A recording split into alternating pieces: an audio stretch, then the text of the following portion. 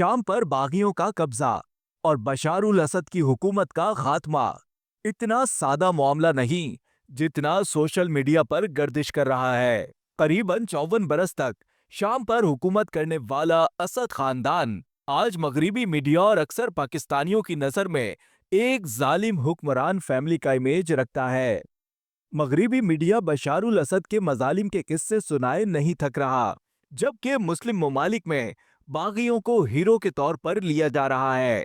क्या वाकई शाम में एक जालिम हुकूमत का खात्मा हुआ? क्या वहां नए आने वाले बागी पुराने हुक्मरानों से मुख्तलिफ है? शाम पर बागियों का कब्जा कैसे मुमकिन हुआ? इसके पीछे कौन लोग हैं और ये टेक ओवर इसी वक्त क्यों पेश आया? पाकिस्तान के लिए ताकत की इस मुंतकली में क्या सबक छुपा है? इन सब बातों पर रोशनी डालते हैं। लेकिन इससे पहले अगर आपने अभी तक हमारे चैनल को सब्सक्राइब नहीं किया है तो प्लीज सब्सक्राइब कीजिए और बेल आइकन को दबाना ना भूलिए। सन 2010 में न्यूयॉर्क टाइम का ट्रैवल सेक्शन सयाहों के लिए दुनिया में 31 बेहतरीन शहरों की लिस्ट जारी करता है और शाम का शहर दमिश्क इस फहरिस्त में 7वें नंबर पर होता है। जानते हैं क्यों? क्योंकि बशार उल असद के दौर में शाम एक महफूज, अमन पसंद और तरक्की पसंद मुल्क था। 2010 में ही वॉग ने अस्मा अल असद के बारे में एक बेहतरीन आर्टिकल लिखा और उन्हें सहरा में गुलाब के फूल से तशबीह दी। अस्मा जो कि शाम की खातून अव्वल थीं, उनकी तालीम, सेहत और आर्ट्स के शोबे में खिदमात को सराहा गया। अस्मा जो कि बरतानिया में पली बड़ी थीं और वहीं उनकी मुलाकात अपने शौहर बशार उल असद से हुई थी। उनको अस्पताल बनाने और खैराती इदारों की मदद करने पर भी पजीराई हासिल होती रही। क्या आप जानते हैं, बशार उल असद बरतानिया में आंखों की बीमारियों के इलाज की ट्रेनिंग हासिल कर चुके हैं और एक डॉक्टर भी हैं। क्या आप जानते हैं, बशार उल असद को फ्रांस के आला तरीन सरकारी एजाज लीजन ऑफ ऑनर से नवाजा जा चुका है?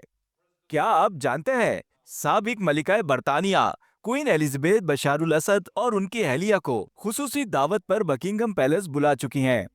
क्या आप जानते हैं, अमरीकी ऐवान नुमाइंदगान की स्पीकर मशहूर सियासतदान नैन्सी पेलोसी बशार उल असद से मुलाकात के लिए शाम आ चुकी हैं। एक वक्त में बशार उल असद मगरिब का इतना फेवरेट था कि पॉप बजाते खुद शाम का दौरा कर चुके हैं। अरब दुनिया का तकरीबन हर हुक्मरान ना सिर्फ बशार उल असद से राब्ते में रहता था, बल्कि अच्छे ताल्लुकात भी रखता था। ये बात माननी पड़ेगी कि बशार उल असद की सरबराही में मुल्क शाम सेक्युलर और मॉडरेट था। सुन्नी शिया, क्रिश्चियन, अलवी और अर्मीनियन सभी साथ अमन से रह रहे थे।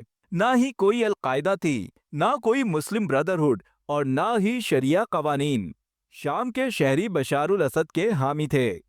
वो अपने शहरियों के दरमियान बगैर सिक्योरिटी के चले आते थे। ना सिर्फ मुल्क शाम, बल्कि बशार उल असद पूरे अरब रीजन का मकबूल तरीन लीडर था। 2009 का एक अमरीकी पॉल इसका सबूत है। बशार उल असद एक अच्छा बाप और बेहतरीन शौहर था।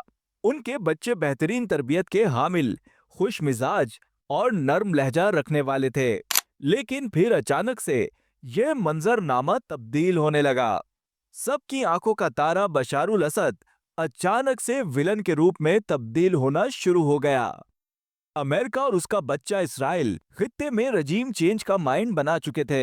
एक एक करके मुल्कों को टारगेट करना शुरू किया गया। इराक में सद्दाम, लीबिया में कजाफी, यमन और इसके बाद बारी थी शाम की, जहां बशार उल असद के ठीक चलते हुए मुल्क को अचानक शिद्दत पसंदों से भर दिया गया। शाम में 2011 से जो हो रहा है वो कोई सिविल वॉर नहीं, बल्कि मगरिबी लॉबी और शिद्दत पसंद ग्रुपों की जानिब से प्रॉक्सी वॉर का सिलसिला है, जिसमें जहाद के नाम पर दुनिया भर से आने वाले 1 लाख से जायद जंगजू शामिल हो गए। इन शिद्दत पसंदों की अक्सरियत तुर्किया के रास्ते शाम में दाखिल हुई। ये कम तालीम याफ्ता लोगों पर मुश्तमिल बागी जंगजुओं के ग्रुप्स हैं, जो अलकायदा और आईएसआईएस वाला माइंडसेट रखते हैं। इन ग्रोहों को असला भी तुर्किया के रास्ते फराहम किया जाता है। कुछ जंगी सामान इराक के कमजोर सरहदी इलाकों से भी शाम भेजा जाता रहा है। बशार उल असद की हुकूमत गिराने में कई ममालिक शामिल रहे हैं। امریکہ اور اسرائیل خطے پر اپنا تسلط قائم کرنا چاہتے تھے اور یہ گریٹر اسرائیل کے منصوبے کی ہی ایک کڑی تھی۔ ان دونوں ممالک نے اسلحہ سمیت ہر قسم کی مدد فراہم کی، جبکہ ترکی اور اردن نے لاجسٹک میں مدد فراہم کی۔ ایک اہم نقطہ یہ بھی تھا کہ قطر ایک گیس پائپ لائن شام کے ذریعے ترکیہ تک بنانا چاہتا تھا، جبکہ بشار الاسد یہ گیس پائپ لائن ایران کے تعاون سے بنانا چاہتا تھا۔ یہ سب اس بات کی طرف اشارہ ہے کہ شام میں بشار الاسد کو ہٹانے کا مقصد اپنے کاروباری فوائد اور خطے پر اجارہ داری قائم کرنا تھا، جسے آج مغربی میڈیا اور سوشل میڈیا پر ظالم حکمران کے خلاف عوامی رد عمل کے طور پر پیش کرنے کی ناکام کوشش کی جا رہی ہے۔ یہ بھی یاد رکھیں کہ القاعدہ کا دوسرا نام ہے النصرہ اور اسی کا نیا نام ہے HTS۔ یہ گروپس نام بدل بدل کر پرانے کاموں میں ہی لگے رہے ہیں اور آخر میں یہ بشار الاسد سے شام حاصل کرنے میں کامیاب بھی ہو گئے۔ پاکستان کے لیے ان واقعات میں کیا سبق چھپا ہے؟ پاکستان 2007 سے مسلسل ملک کے اندر دہشت گردی سے نبرد آزما ہے۔ دشمن اس جنگ کے ذریعے پاکستان اور اس کے اداروں کو کمزور اور غیر مستحکم کرنا چاہتا ہے۔ ملک کے خلاف نبرد آزما قوتوں سے لڑنا صرف قانون نافذ کرنے والے اداروں کا کام نہیں، بلکہ یہ پاکستانی قوم کا فرض بھی ہے۔ یہ فیصلہ عوام نے کرنا ہے کہ انہیں شام کی طرح مثال بننا ہے یا اپنے ملک کو بچانا ہے۔ ہم سب نے مل کر صہیونی طاقتوں اور ان کی لابی کے مذموم مقاصد کو ناکام بنانا ہے۔ پاکستان کے جغرافیائی محل وقوع اور اس کے ہمسایہ ممالک کی جارحانہ پالیسیوں کا علم تو سب کو ہے، اور ہمیں یہ بھی معلوم ہے کہ افواج پاکستان ملکی دفاع کی خاطر ہمیشہ تیار رہتے ہیں۔ دشمن پاکستان آرمی اور اس کی طاقت کو اچھی طرح جانتا ہے، اور وہ جانتا ہے کہ اسے کمزور کرنے سے وہ اپنے مقاصد کے حصول میں کامیاب ہو سکتا ہے۔ بھارت سے لے کر اسرائیل اور دیگر لابیاں اس کام میں لگی رہتی ہیں کہ کسی طرح پاکستان کے اس مضبوط اور مخلص ادارے کو ٹھیس پہنچائی جائے، اور اب ان کا یہ حربہ سوشل میڈیا پر منفی پروپیگنڈے کی صورت بھی نکل کر سامنے آ رہا ہے۔ عوام کو یاد رکھنا ہے کہ دشمن چاہتا ہی یہی ہے کہ ہمارے دل ہمارے اپنوں سے ہی خراب ہو جائیں، لیکن ہم نے اپنے تمام تر مسائل سے پہلے اپنے ملک کا سوچنا ہے۔ اگر ہم نے ملک کی حفاظت میں غفلت برتنے کی غلطی کی تو اس کا نقصان ہمیں ہی اٹھانا ہوگا۔ ہم نے ہمیشہ اپنے اداروں کے ساتھ کھڑے رہنا ہے۔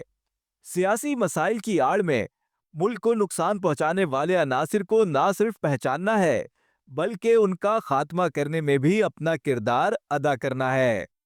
ہمارا وطن، ہماری آزادی بہت قربانیوں کا نتیجہ ہے۔ اس کی قدر ہمارے دلوں کی دھڑکن میں شامل ہے۔ قومی و عالمی سطح پر جو طاقتیں افواج پاکستان کو دیگر معاملات میں الجھا کر اسے غیر معتبر اور کمزور ثابت کرنے کی کوشش کر رہی ہیں، ہمیں ان کا جم کر مقابلہ کرنا ہے، کیونکہ پاکستان سے بڑھ کر کچھ نہیں، اور ہم سب دفاع پاکستان کے لیے اپنا کردار ادا کرنے کے پابند ہیں، کیونکہ شام کے حالات سے یہی سبق حاصل ہوتا ہے۔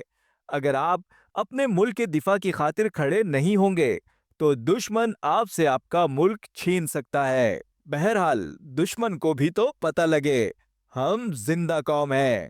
اگر آپ کو ہماری ویڈیو پسند آئی تو پلیز لائک، شیئر اور کامنٹ کرنا نہ بھولیں۔